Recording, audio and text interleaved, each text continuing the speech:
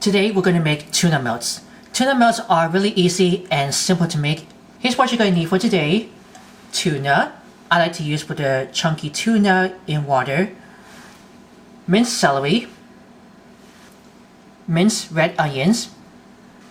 Real mayonnaise. Slice of cheese. Any type of cheese that you like. I'm using the Kraft Cinco American 2% milk. Of course, some slice of bread. Any kind of bread that you like, which is the whole wheat, whole grains, either rye or dark rye. I'm using one for the classic white bread.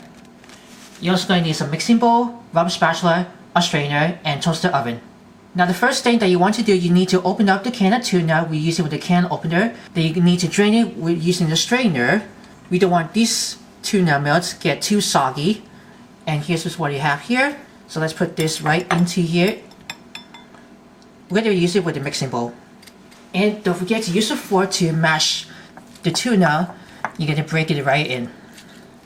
So the fork kind of really easy to break all the chunk of tuna. So it's just like that you're making for the mashed potatoes. It depends how many tuna melts that you're going to make it for.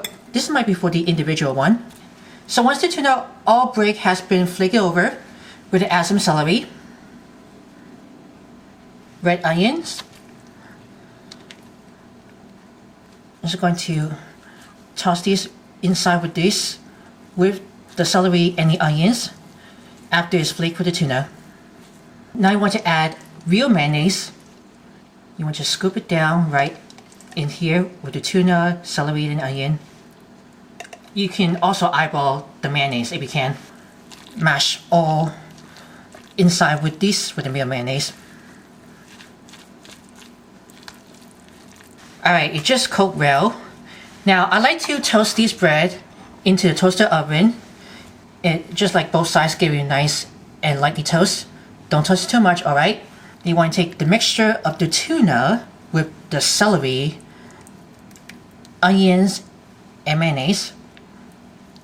You're going to stuff it in the sandwich. You see what I'm doing? I'm giving you guys for a little close up. Right, just stuff it in onto the first bread. I like to stuff it in little by little.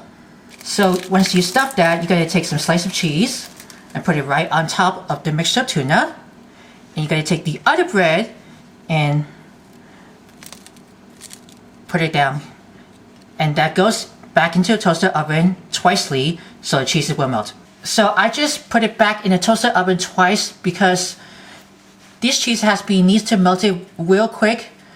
And I'm going to give you guys to show you. This is what all this bread has lightly toasted. And you guys can see this cheese is melted inside right on top of the tuna mixture.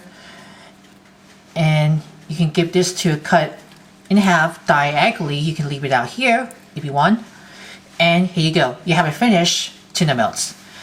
If I have any leftover of this tuna mixture, what I can decide to making for the tuna wraps, you whip this tortilla evenly for the tuna quesadilla. I'm going to save one for later that day. By the way, for those of you who love to have the water pack of tuna instead of from the can, some people like oil, but if you're watching the calorie, water has way to go. So if you guys learn about tuna has only a perfect food, eventually the chunk like tuna packed in water is low in cholesterol, with each 3-ounce serving containing 26 milligrams, but adding extra fat to it can increase your risk of rising your LDL levels. If you're interested for more recipes, write down in the comments below you want to see something.